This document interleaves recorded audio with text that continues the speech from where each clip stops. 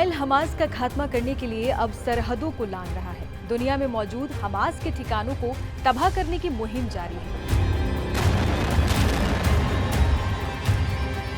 हाल ही में कतर की राजधानी दोहा में भी हमास के ठिकानों को निशाना बनाते हुए इजराइल ने ताबड़तोड़ हमले किए, लेकिन माना जा रहा है कि इजराइल के ये हमले सफल नहीं हो पाए। इन हमलों से हमास के शीर्ष अधिकारियों को कोई बड़ा नुकसान नहीं पहुंचा, लेकिन ये बात भी सच है कि इजरायली स्ट्राइक के तुरंत बाद से ही हमास के शीर्ष नेतृत्व अंडरग्राउंड हो गया। अल खलील अल हैया, उसामा हमदान और इज्जत अलग, ये वो नाम हैं जो अब अंडरग्राउंड हो चुके हैं। दिलचस्प बात यह है कि गाजा समझौते की कमान इन्हीं 3 अधिकारियों के जिम्मे थी। अब ये लीडर्स कहां छिपे हो सकते हैं, इस वीडियो में आगे जानते हैं। नमस्कार, मेरा नाम है अनुश्री गुप्ता और आप देख रहे हैं एनडीटीवी इंडिया। अमेरिकी सूत्रों के हवाले से एक्सियोस ने बताया है कि अब बंधक समझौते की बात में खटास पड़ सकती है, क्योंकि हमास के सभी अधिकारी अंडरग्राउंड हो गए हैं।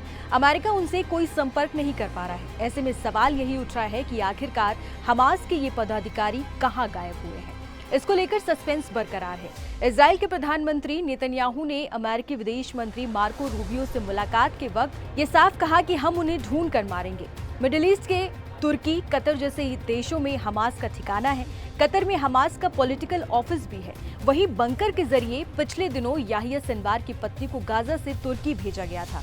ऐसे में यही चर्चा है कि हमास के ये पदाधिकारी चुपचाप तुर्की में अंडरग्राउंड हो गए हैं। लेकिन क्या तुर्की में इजराइल के लिए हमला करना इतना आसान होगा?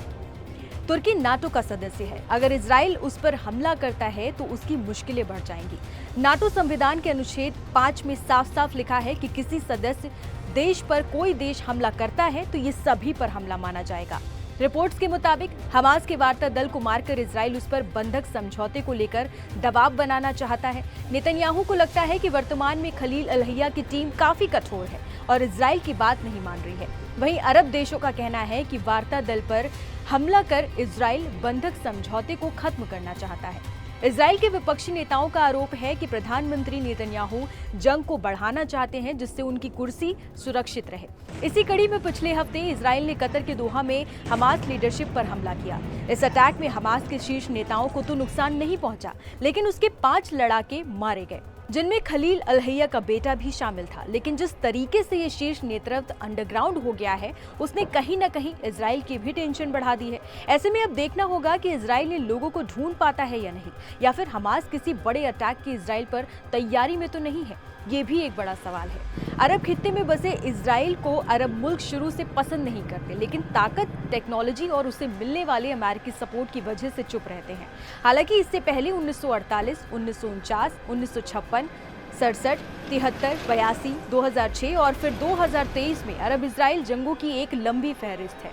लेकिन हर बार इजराइल से हारते रहे अरब मुल्कों ने आखिरकार उसके नजदीक जाना ही बेहतर समझा।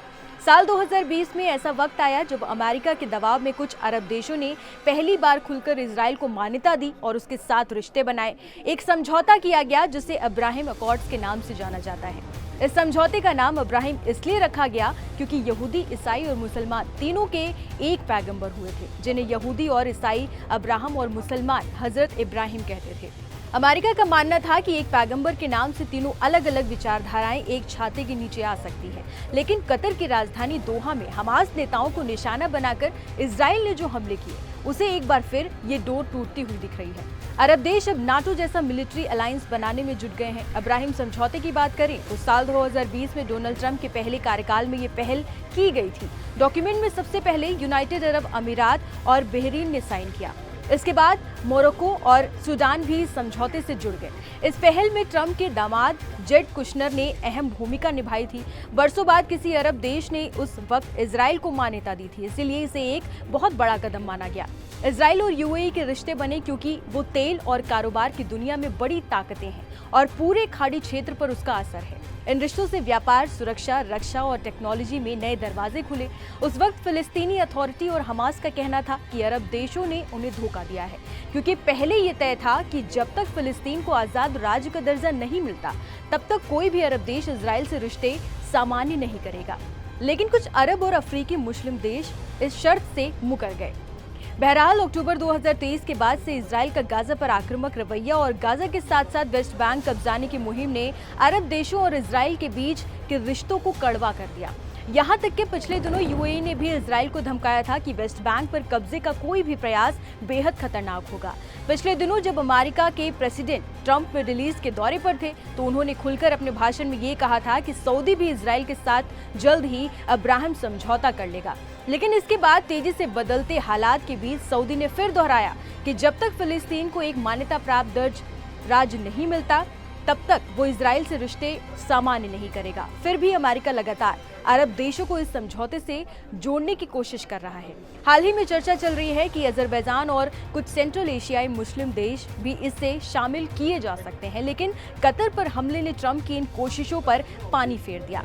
अब अरब देश एक हो रहे हैं, क्या वो इजराइल के साथ अब्राहम समझौता तोड़ेंगे? ये बड़ा सवाल है। तारीख 9 सितंबर 2025 घटना दोहा पर इजरायली हमला। इजराइल ने कतर की राजधानी दोहा पर एक बड़ी एयर स्ट्राइक की थी जिसमें हमास चीफ खलील अल-हैया और अन्य सीनियर अधिकारियों को निशाना बनाने के उद्देश्य से हवाई हमले किए गए थे। नेतन्याहू ने खुले तौर पर इस हमले की जिम्मेदारी ली, जिसके बाद कई देशों ने इजराइल की आलोचना की, बल्कि कहीं न कहीं अब अरब देश इस हमले के बाद एकजुट होते दिखाई दे रहे हैं। लेकिन अब इस हमले को लेकर एक बड़ा और चौंकाने वाला खुलासा हुआ है। खबर है कि इजराइल की खुफिया एजेंसी मोसाद को हमास नेताओं को मारने के लिए ऑपरेशन चलाने का निर्देश दिया गया था, लेकिन मोसाद ने ऐसा करने से साफ तौर पर मना कर दिया था। मोसाद का मानना था कि इससे कतर के साथ संबंध खराब हो सकते हैं और हमास नेताओं को बाद में भी निशाना बनाया जा सकता है। हम उन्हें 1 साल, 2 साल या 4 साल बाद भी मार सकते हैं और मोसाद जानता है कि कैसे मारना है। फिर अभी क्यों? ये सवाल आज भी अनुत्तरित है, जो मध्य पूर्व की जटिल राजनीति में एक नया अध्याय जोड़ता है। तो क्या नेतन्याहू ने मोसाद की सलाह को दरकिनार कर एक बड़ा खतरा मोल लिया है? और क्या इस फैसले से अब्राहम समझौते की डोर टूट जाएगी, जिससे मध्य पूर्व में शांति की उम्मीदों का नया झटका लगेगा? ये सवाल आज भी हवा में तैर रहे हैं, एक ऐसे जवाब का इंतजार करते हुए जो शायद आने वाले वक्त ही दे पाएंगे।